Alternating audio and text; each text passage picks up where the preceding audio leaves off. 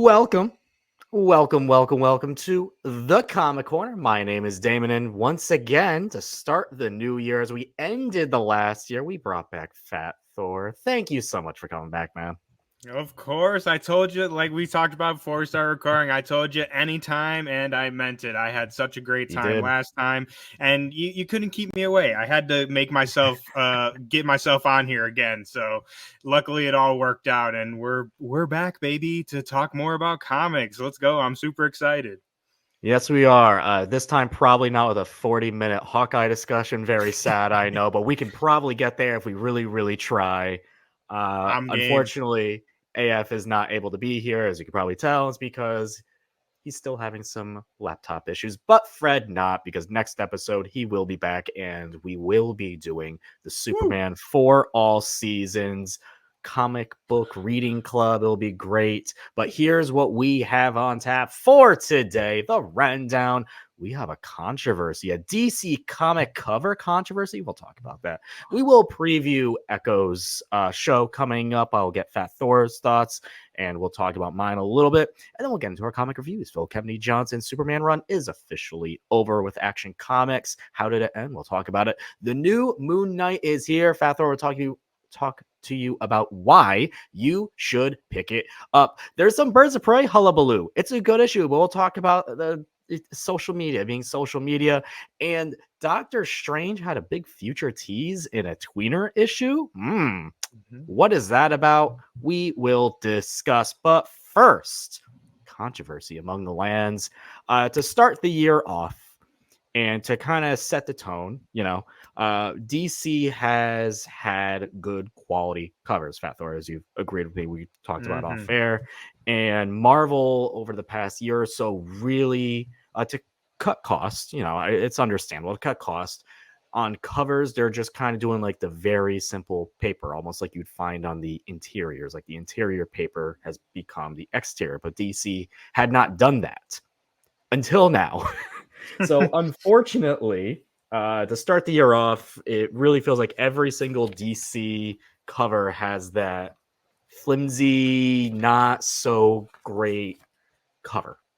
And I get it, so long as it keeps these comics the price that they are, because they're already, really, they've constantly over the last 10, 15 years just push. So if it keeps it at $4.99 for an issue and not $5.99 for a base issue, fine, I get it. But a big problem that I was talking to my comic shop owner about is that when books often get damaged during deliveries, these new covers, the flimsier ones, obviously easier to damage. And that creates a problem for comic shop owners, and that's where everything comes from. It comes from your LCS. So that is a genuine problem for DC, for Marvel, for any company going with these, thinner covers. But genuinely, first initial thoughts, what do you think? I hate it. I hate it. I mean, I don't want to say like I hate it. Like you said, I think coming from the business side, right? I totally get it, right? You got to cut costs. You got to keep costs where, underneath the line so you can keep producing more books and keep them coming out. So like, I get it for sure. But I mean, as someone who reads mainly Marvel, this whole like paper controversy was kind of new to me about a year ago. And people were like, this was like very hot in the conversation, like I said, like about a year ago. And I was like, I don't know what people are talking about. And then I started picking up more DC and more indie books. And I was like, holy shit, this paper is solid. So to hear that their DC is like kind of reverting to the, lower quality paper that Marvel has been, it's like not the end of the world for me, because like I said, I mostly pick up Marvel, so unfortunately I'm used to the school toilet paper quality of paper that they're using. But like I said, that was like one of the things I really enjoyed about DC books, especially this last year as I've been picking up more, is their covers especially, and just the paper in general is a lot more sturdy. As a collector, someone who collects books as well, gives me more peace of mind, like even just handling the book, So yeah, it's disappointing. It is disappointing. You got we used to have that nice glossy, sometimes matte cover. It feels on a hand, you're like, yep, this feels good. Now it's just feels more like the interiors. So again, the biggest thing I really hope the companies themselves reach out to the comic shops, because that's where everything is done, about especially the damages and making sure that if there are damages to these books, because corners are getting cut a little bit, especially on the price side, just to make sure that the comic shops themselves are getting compensated, that if there are damages, that they come very quickly, the replacements, and it's not a hassle. There's nothing where you have to take a ton of photos, fill out for a forum. Like, just it's make it easier for the comic shops. They're the ones that everything comes from. This is the ground roots. This is where everything is. It's the front lines, baby. It's the trenches. Exactly. So that isn't all when it comes to the covers. That's just your A covers. Your B covers still have this nice, card stock. It's $1 extra on the DC front. Feels good. Feels like it always does. Great. Awesome. I'm going to open it up right here and, that's new. It's the A cover inside. And it's because what they did starting this year is they're putting the cardstock variants essentially on top of the A covers. So this is a very subjective opinion. You will either really like this, you may be indifferent, or you really won't like this. The people who do like it are kind of saying, I'm getting 2 covers for the price of 1 now. So I'm, paying an extra $1, and I now don't have to feel like I'm missing out on the A cover if I get the B or the C, all the variants, because DC is doing more variants than they had been recently. The downside is what? Fat Thor, because you don't like this. I hate it. I hate it. When I said earlier, when we were talking about the paper quality and I started off saying I hate it, I was actually talking about the cover, but I didn't realize we were doing them separately. But I hate it. I do not like it. I think it looks weird. Show them the back. Show them the back, because that's the worst part. So, we have the B cover, the variant back. We're going to flip to the last page.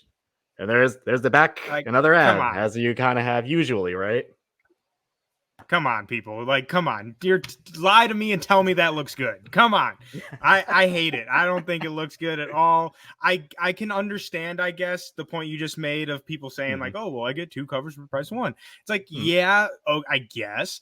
But I don't know. For me, again, coming from a collector standpoint, I feel like that kind of takes away from the exclusivity of the variant cover, especially when we're getting into 30 or 100 what's it called, exclusive variants, stuff like that.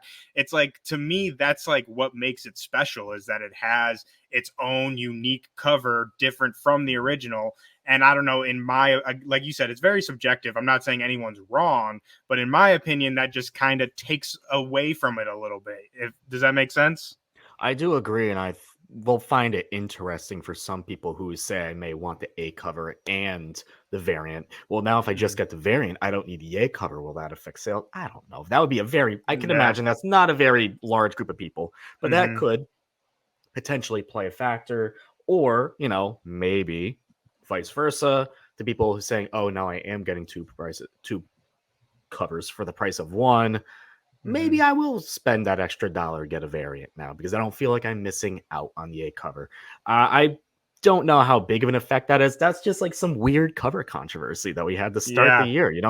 Comics have weird controversies sometimes, and fairly often they're just about paper quality. Paper. It all comes down to paper, baby. Yes, it does. Moving on, there is a show coming out next week. It's a show I've been really looking forward to. When Phase Zero on comicbook.com had all their fans and everyone kind of give their Phase 5 hype rankings, I put this show at number 2 behind Daredevil Born Again. So when people saw me put Echo at number 2, everyone called me crazy, and then that trailer dropped, and then it was TVMA, and now everyone's excited because Daredevil's showing up. I'm just see? Vindication, baby. There's a reason for all this, I love that poster. So good. This show I've really been looking forward to. I want to hear your thoughts on this. I've been so excited for this show. So full disclosure, I love Daredevil. I've read a lot of Daredevil comics, but I am by no means an Echo or Maya Lopez, expert or anything like that. I've, experienced her character in multiple stories, but never have done a deep dive or anything. So when she showed up in Hawkeye, it was pretty new territory. Like, I was aware of her, but didn't know much about her, right? And I thought the way they handled her in Hawkeye was so well done. And I am 100% with you here. Especially if you put Daredevil as your number one, it completely makes sense why Echo would be your number two. Because this is, I don't want to say like a Daredevil spinoff to like take away from Echo. It stands It's almost like a completely prequel in a way. on its own. Yeah, but it's so intertwined with the world of Daredevil that if you like that, you will most likely like this series. And I don't see, if you're a fan of the Daredevil Netflix stuff, I don't see how you won't enjoy this. And I mean, what else do I have to say other than, like, even if you're not a crazy fan of, Echo, or don't really know much about her character, we have Kingpin and Daredevil in this series. Like, that alone should sell you. Like, what else do you need? Yeah, I mean, Vincent D'Onofrio as Kingpin was phenomenal in the Daredevil show for all 3 seasons. He was the pinnacle. It was him and Charlie Cox. They carried that entire show, with all due respect to the actors of Karen Page and Foggy Nelson. It was those two that really genuinely carried that whole show and really made it feel and stand out from everything else at the time. I was on Agents of Fandom podcast here on the Agents of Fandom YouTube channel. So if you want my full opinions and full kind of breakdown going into that, you can check out that video. I will say, if you want the pinnacle of an Echo story that I have a good feeling this show will be taking a lot of pieces out of, that is the mid 2000s Daredevil 51 through 55. It is a fantastic story written and drawn by David Mack. It is chef's kiss, beautiful. The research he did in it was phenomenal. I highly, highly, highly recommend anyone who just wants like the Echo story. That is it. Love it. And it's excellent. It really, truly is excellent. You know what's also been excellent? Phillip Kennedy Johnson's Action Comics run.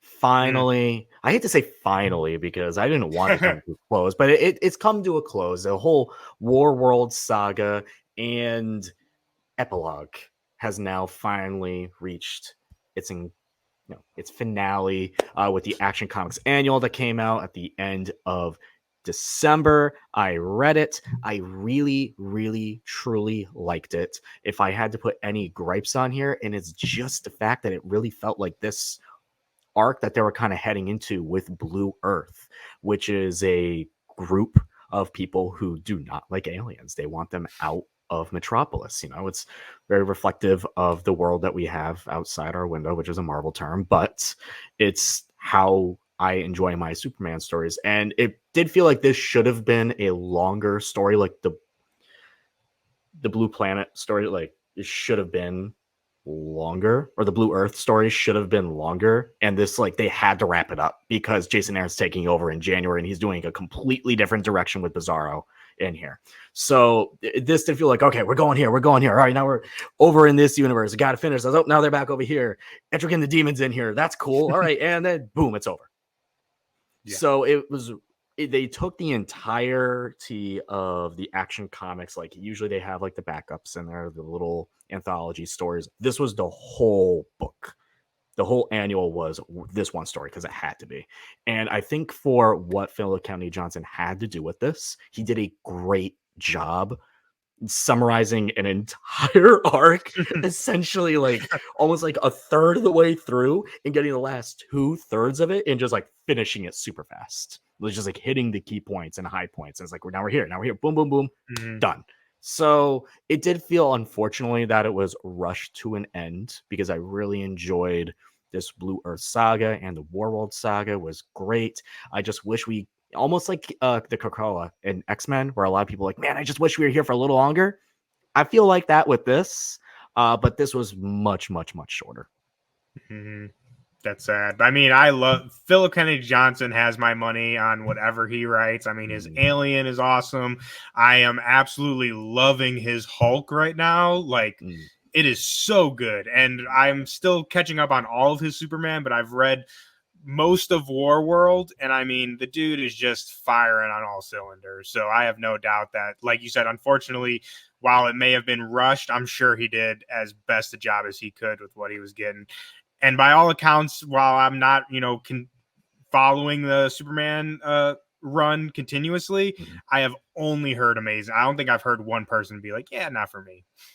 Between Action Comics, Phillip Kennedy Johnson, and Joshua Williamson's Superman run 2023, as we said last episode, that was the year of Superman, and it was in large part thanks to those two guys and their artists, and Superman Lost, and just DC pulling characters out of the Superman family and putting them into good stories and giving them a platform. So it really worked out. I mean, it does suck that it ended, but I am looking forward to, because next week the new Superman, God, I can't remember what they're actually calling it. Superman Superstars. That's what they're calling it. Superman Superstars is starting next week with Jason Aaron taking over on Action Comics. I'm looking forward to it. There's a preview and like every single DC comic this week to kick that off of Action Comics, with Supes and Bizarro kind of facing off against each other. Looks great so far. Very much looking forward to it.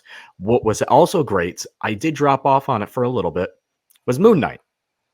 And we teased this last episode. You unfortunately haven't been able to read this yet, but tell the good people why they should pick this up.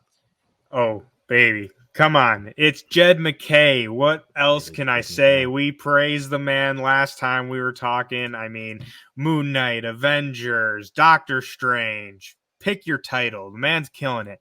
And Moon Knight has been, like we talked about last time, one of my favorite titles over the past 2 years. Like, this run is so good. We just had the big climactic, I think, issue 30 of the death of Moon Knight, which was the death of Mark Spector.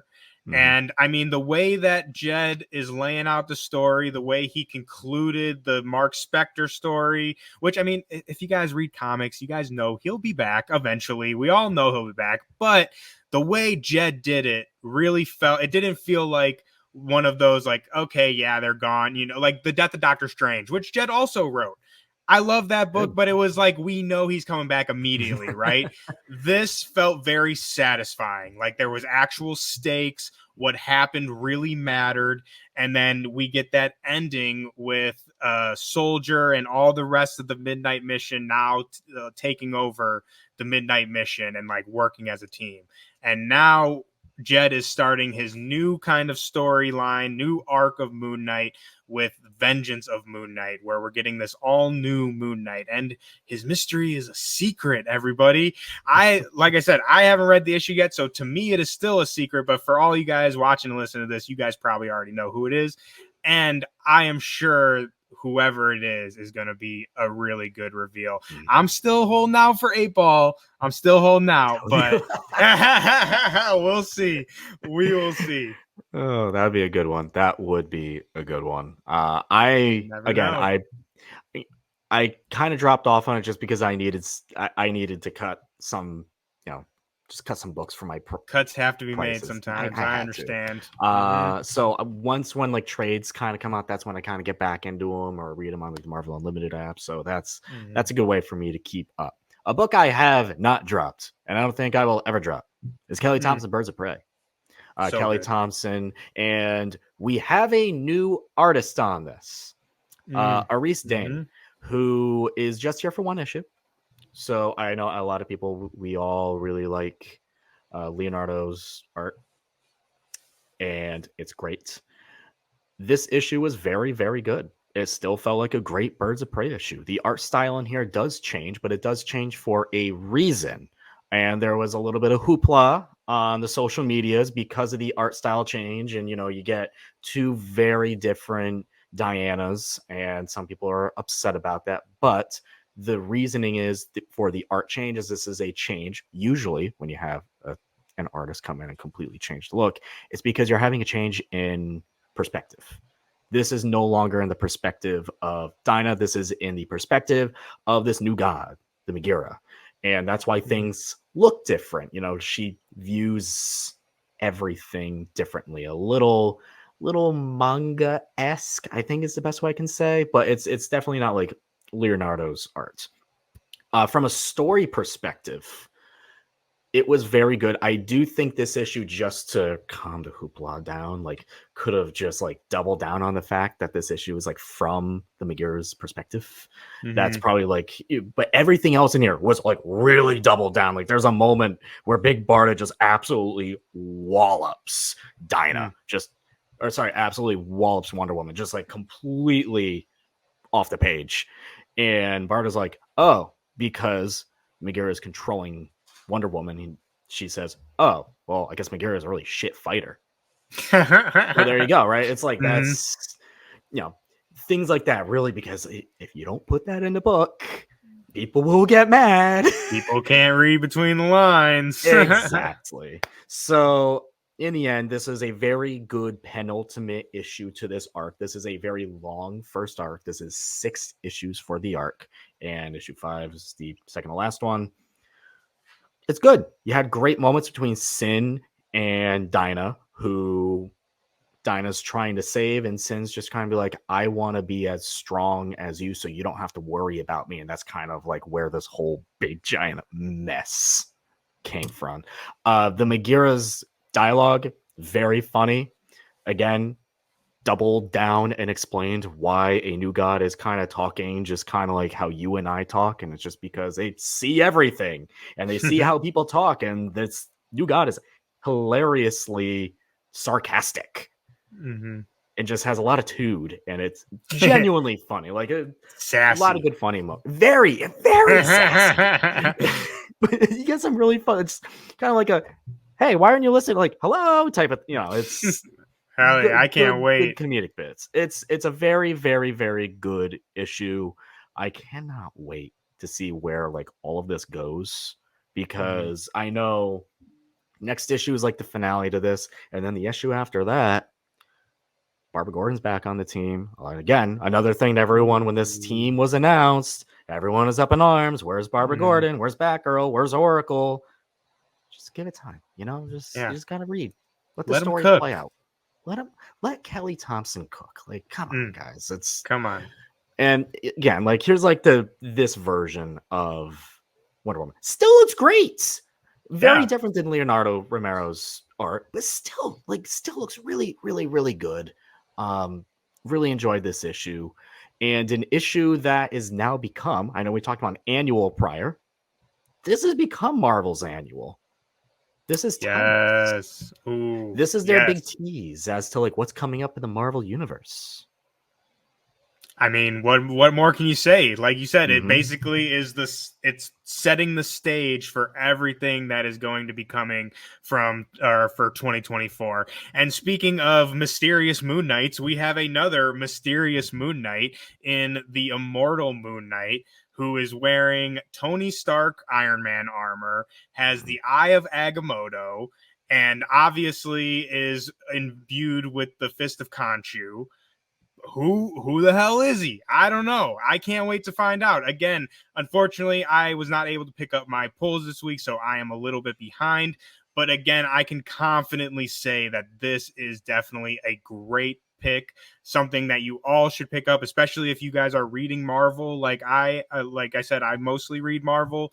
This is, like I said, going to set the stage for everything that's to come. And along with the Immortal Moon Knight, we have our Power Man, Luke Cage. He is coming with an all-new power set as well. The Fist of Shao-Lao, right? The powers of the Century. Yep. Yes, I mean, come on. Century? Yes, power of the Century, my dude. Like, okay, yeah. So the Immortal Luke Cage, right?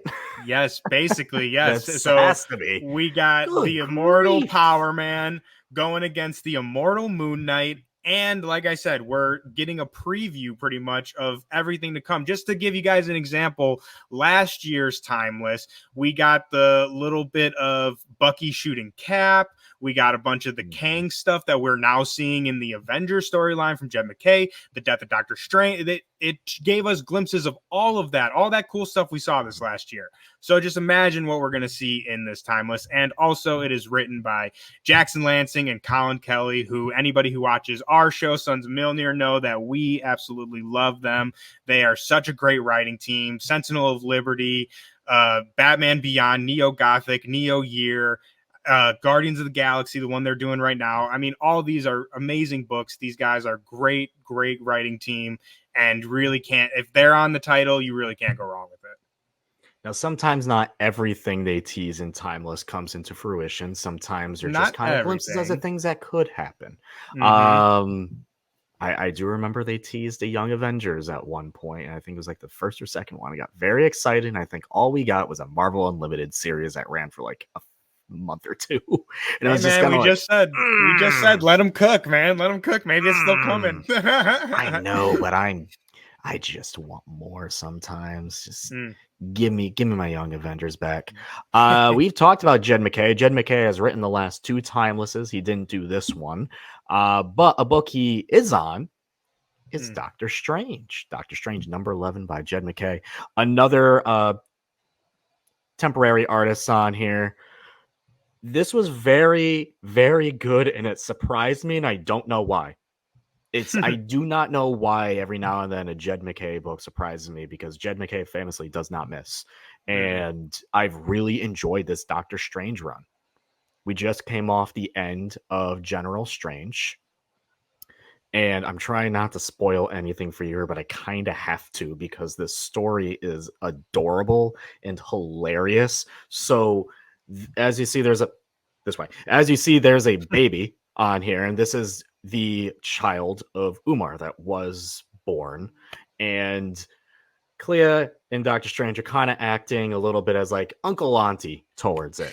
Its name also Donna, the sister of Stephen Strange, as Clea named her in the previous issue, which was adorable, and I love that. It's a great little callback, and something that you don't see happen too often, as bringing up Strange's sister.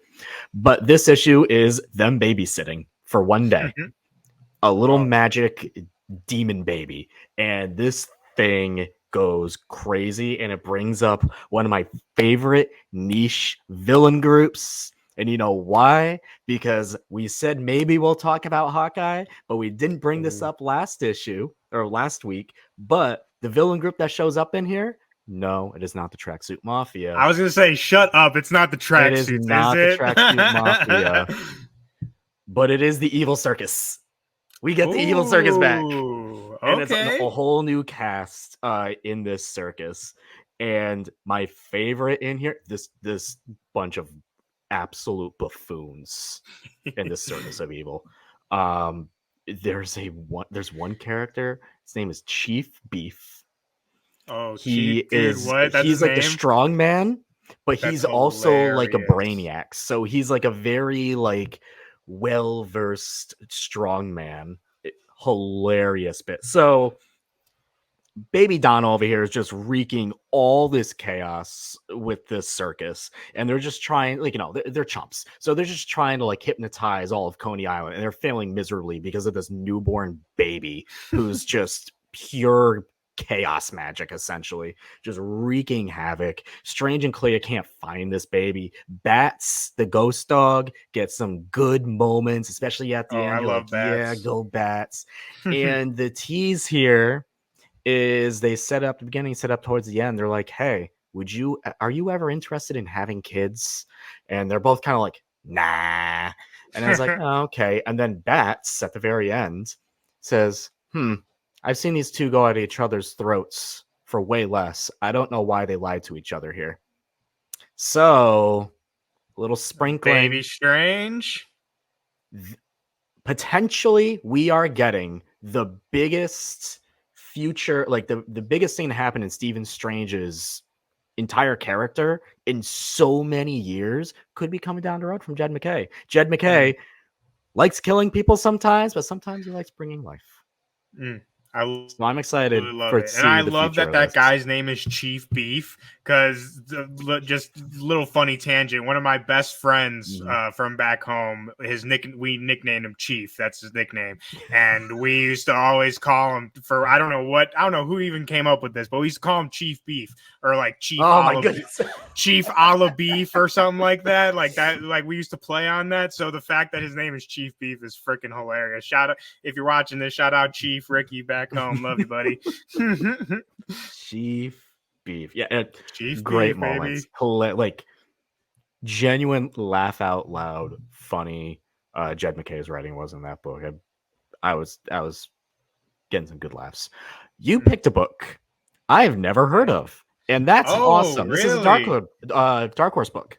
Yes, Drive Like Hell. It is so good. I'm loving this series. So again, I'm behind an issue. Issue 3 came out this week, but issue 1 and 2 were so good. So it follows a failed bank heist, and basically the people who rob this bank, they also steal a car who just happens to belong to the devil.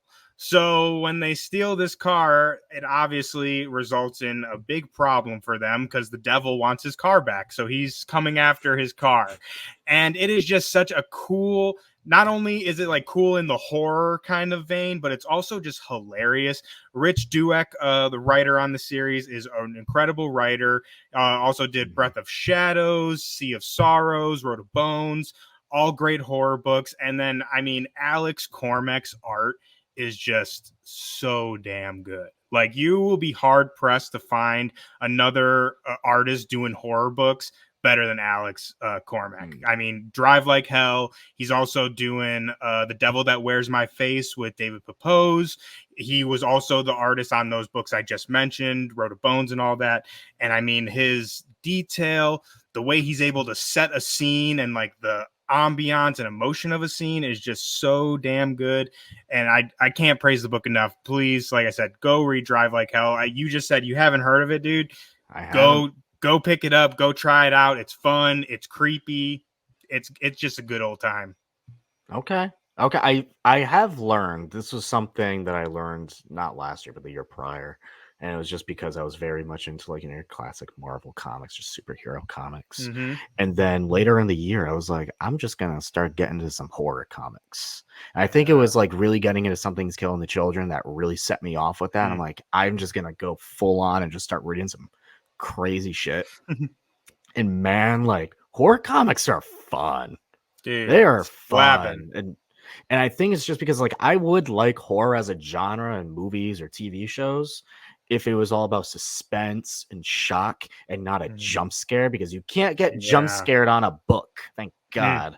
I mean, maybe you can a little bit. I would say, I don't like, know. Some of the splash pages that Alex does, it might jump you back a little bit. But it's not like a scream in your face and you're just like, that's cheap horror, just, right? Like get to me, out I'm of like, here. I don't like that. I'm like, that's cheap horror. A good horror like builds me with like fear and suspense, and I'm like, oh my God, I don't know what's coming out. I don't know what's coming yet. And maybe that's why Paranormal Activity for me is like a great horror movie, because you're just constantly on the edge of your seat and you don't ever really, unless like the very, very end, you get like a big blah moment. But that's the cool thing about horror. That's why I like the horror comics. So you tell me a horror comic, you know what? I'm suddenly interested. Yeah, I'm telling you, you'll like it. And I'm 100% with you in the same sense of like, obviously, like we talked about, we do a lot of similar things. And, you know, with what we do, we read a lot of superhero books like DC, Marvel, and stuff. So for me, it is so nice and refreshing to kind of step out of the superhero genre sometimes and read like a horror or a drama or, you know, something like that. And I think the way that horror writers, like you're saying, are able to use the tools of writing in order to build suspense and build tension without things like, I mean, watch a horror movie on mute.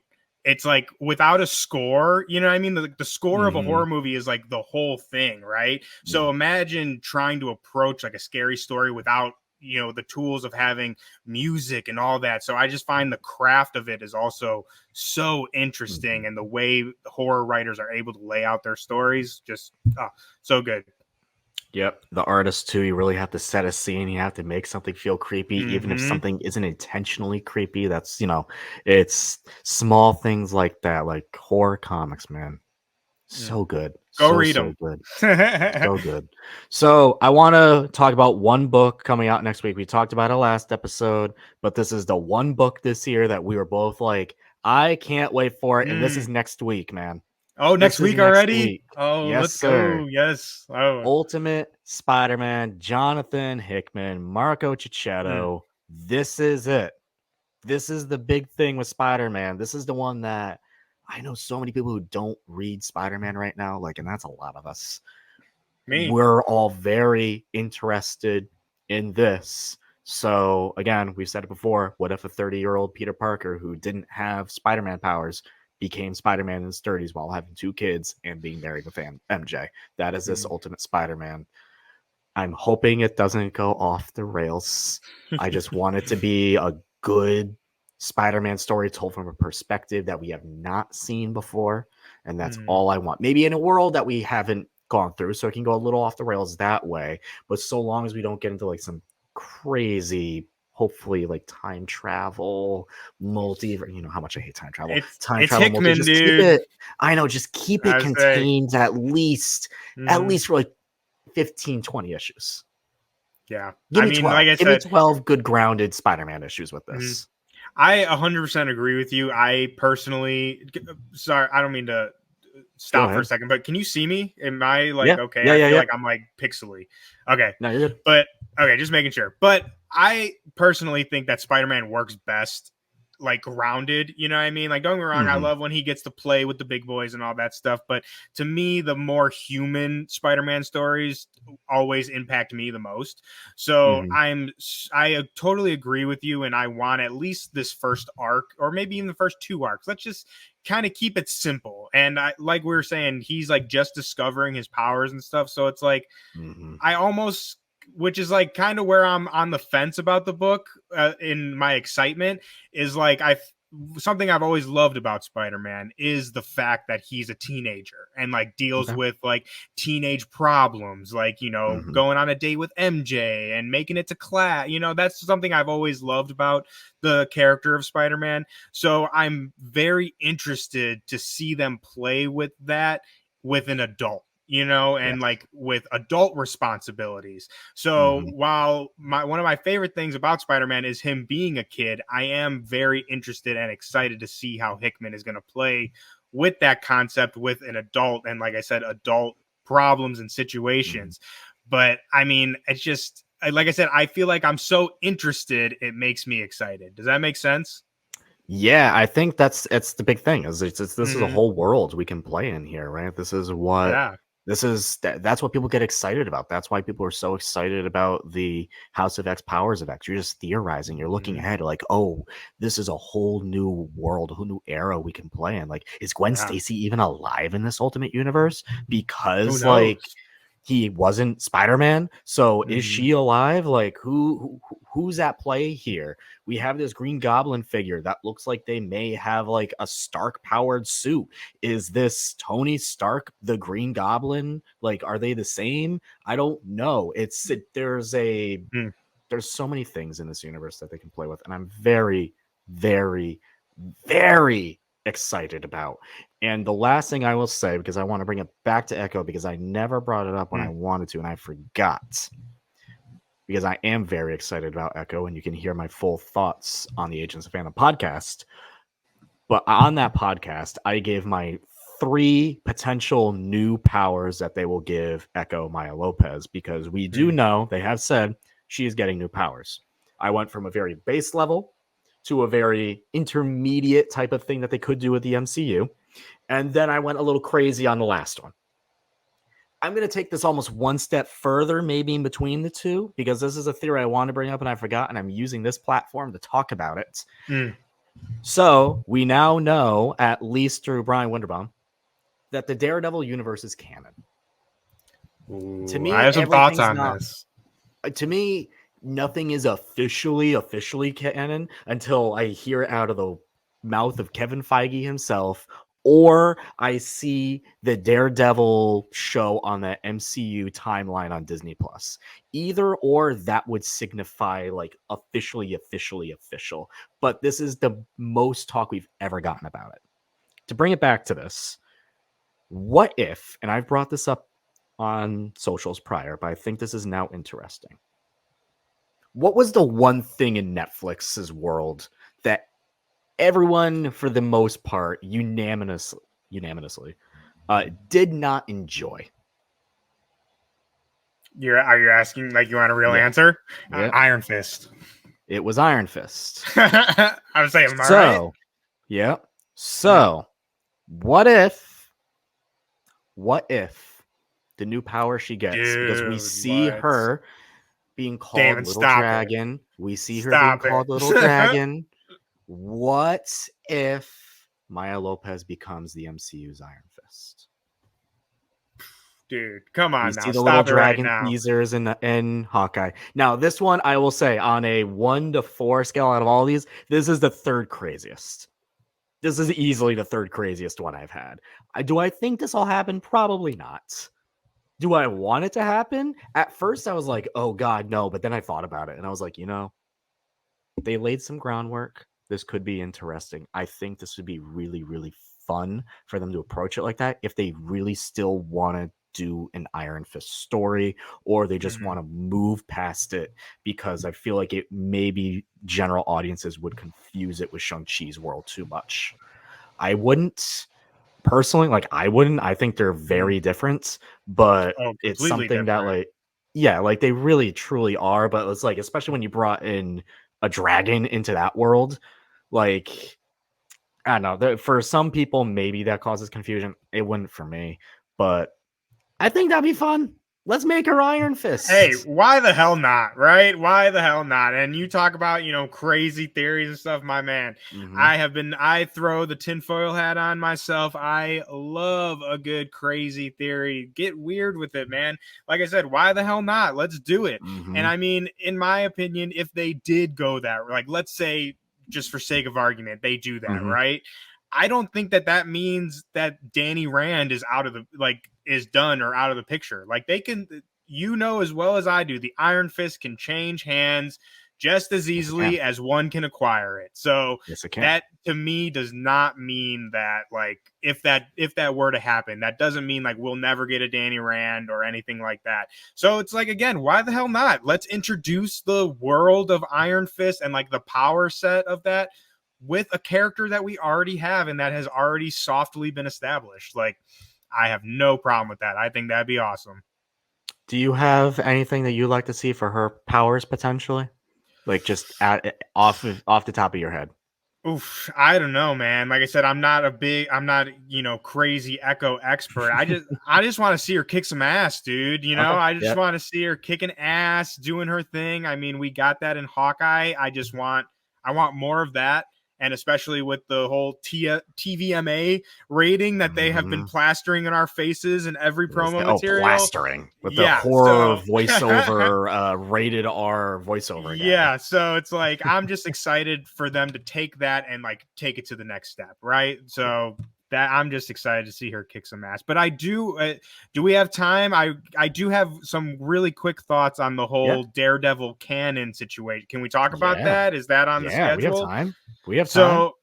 So I'm sure you're aware of this just as much as I think like a couple hours before we started recording this, they released that new promo with the Daredevil stuff. And people are like, oh, Daredevil is confirmed to be canon in the MCU, like with this promo, which I got to be honest, I didn't even watch promo. I saw like glimpses of it.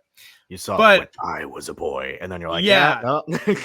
That's what I saw. It's exactly what I saw. So I want your thoughts on this too. But so we're talking crazy tinfoil hat theories here. I got one for you, which I don't think is crazy, but you tell me if it is. Okay. So Daredevil being canon. What if the way that they want to play it is, so we have the multiverse now, right? Yes, we do. When Daredevil Netflix was going on, there was no multiverse. Well, just for the sake of argument, right? Like, let's just assume that before what happened in Loki, there was, like I said, the sacred timeline, right? Like, just for the sake of this. Okay. So What I'm saying is what if they play it in which that the Netflix Daredevil show, the Defenders, Luke Cage, all of that happened in its own universe. Like, let's say it's Earth 565, right? Happened in its own universe. But now, after the events of Loki and Loki season 2, with the multiverse exploding into all of these, all that, what if this is our first kind of glimpse of these realities melding together? Lost you for a second there, Damon. No, yeah, you're good. Oh, you good? Okay. Yep. So what if this is our first glimpse of these realities starting to blend together, but to the general population, they're unaware of this happening. So for everybody in the MCU, like Hawkeye, I forget her name, but Hawkeye's wife, how they know Kingpin, and like, yes, like how they have a history with Kingpin, and like how, you know, Daredevil is in She-Hulk and stuff. All of that stuff happened after the Loki stuff. So what I'm saying is maybe they could be using that as a way to make Daredevil quote unquote canon, but the Netflix stuff is still in its own universe. So like if they want, they can just say, yeah, Defenders, that was in the Netflix universe. But the reason why we're now getting Daredevil and Kingpin is because the realities are blending together, but no one, so like Matt Murdock is not aware that this has happened. To him, everything that happened to him in the Netflix universe happened, as well as the She-Hulk universe. And for everyone in our 616, they're just like, yeah, Daredevil's been around. So, you know, as Kingpin.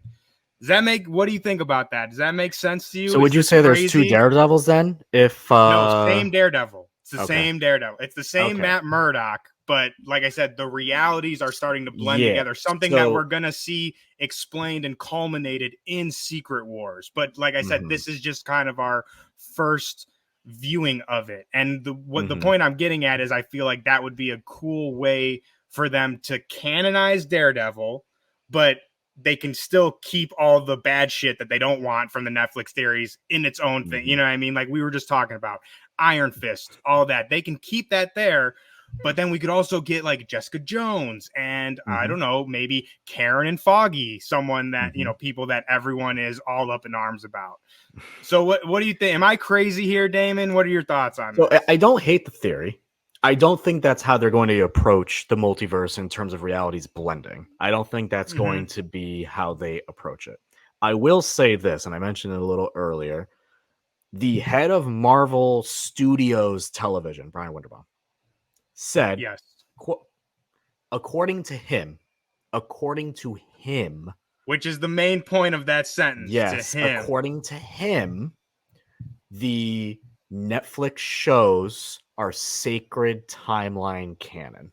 So that means. But did he say shows or just Daredevil? Because I thought he just said Daredevil. But did he say Netflix shows all of them?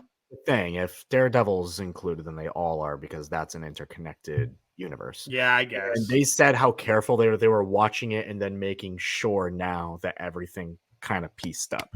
I do think that there are elements of Echo that may refer to that may confirm that. Maybe not completely. I don't know.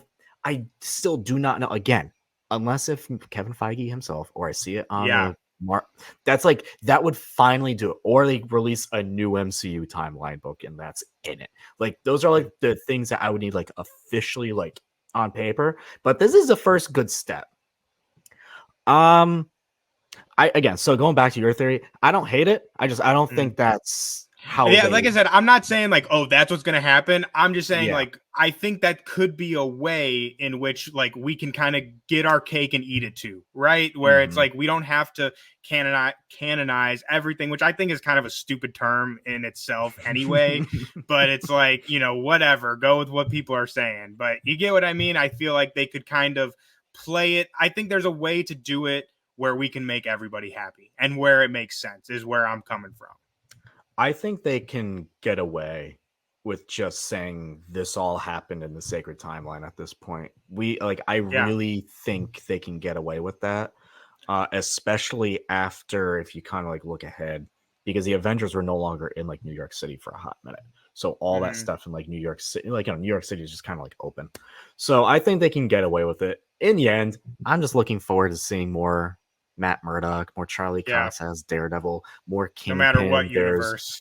talk of them saying that in this little grounded MCU kind of corner that they're doing with these Marvel spotlights, that the Kingpin character will be like the Thanos level of all of this, which I think was hilarious. Just kind of like see like Kingpin be like, and don't embarrass me in front of Vanessa. Snap. I think that'd be hilarious. Like just something actually stupid like that.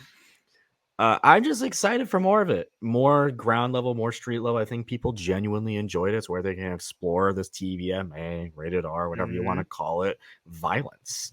And it doesn't have to just be in New York. It's a big world. You have a lot to explore. Big world. They have a lot going on in Madripoor.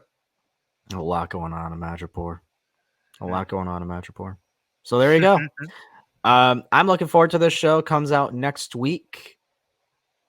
We'll see if I don't expect it to be anything big like MCU, whatever. It's not what the show's supposed to be about. It's supposed to be about Maya Lopez's story. So, don't expect things to go crazy. Yeah. I think it'll definitely at least softly set up Daredevil. I feel like there's no way it can't. Like just the fact that Matt and Kingpin are in the show, just like there's no way it can't just like at least, like I said, softly set up what we're gonna see in Daredevil Born Again, which is again why I said at the top of when we start talking about this, if you are interested in Daredevil, if you're excited for Daredevil, tune into Echo. I almost promise you will have a great time. And TJ and I talked about this on the AOF pod, but I do agree with him on this. I think this is a good method of release for the show. I think this character does deserve that weekly release in terms of like discussion and for like a month and a half long discussion. But Marvel shows, with the exception of a couple, have been long movies cut up into 5 or 6 parts, and they are a better viewing experience if you kind of view it all at once. So from a viewing perspective, I think this will be a better experience for us, for the fans, to just kind of sit down and watch this. And it'll be a little reminiscent of a lot of people watching Daredevil or Jessica Jones or any of those Defenders versus Netflix shows for the first time or on a rewatch. Which maybe could be intentional. I don't know. Maybe I'm crazy. I think it's been intentional. I think it's intentional.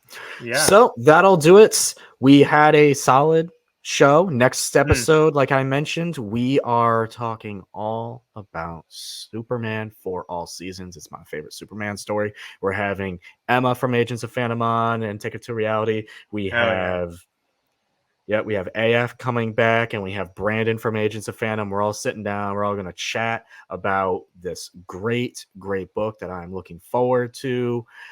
It's one of my favorites, man. Where can people find you on the interwebs? Oh, well, first off, I just got to say, what a lineup you got. I mean, all those people, fantastic. That's going to be a great show. I can't wait to watch that. But to find me, same as last time, you can find me anywhere at The Fat Thor. Also, you can check me out on the Sons of Mjolnir. That's going to be our podcast. We do interviews, comic book breakdowns, all sorts of cool, fun, and nerdy stuff. And you can also find me over at The Streamer, where you can find all my comic book reviews, breakdowns, all that good nerdy stuff. House of the Dragon, Lord of the Rings, comics, everything. Anything you could think of. Come find me. Let's talk some nerd stuff. You can find me on all the socials. You can find me on Twitter at Damon Tweet. You can find me on Threads at Damon.Graham. You can find me on TikTok at Damon Talks Comics. And if there's a new social media app, I'm pretty sure I'm on Blue Sky. I'm on all those crazy websites these days. You can find me wherever. That'll do it for today's episode. Thanks for watching. Go visit your local comic shops. Go read some comics.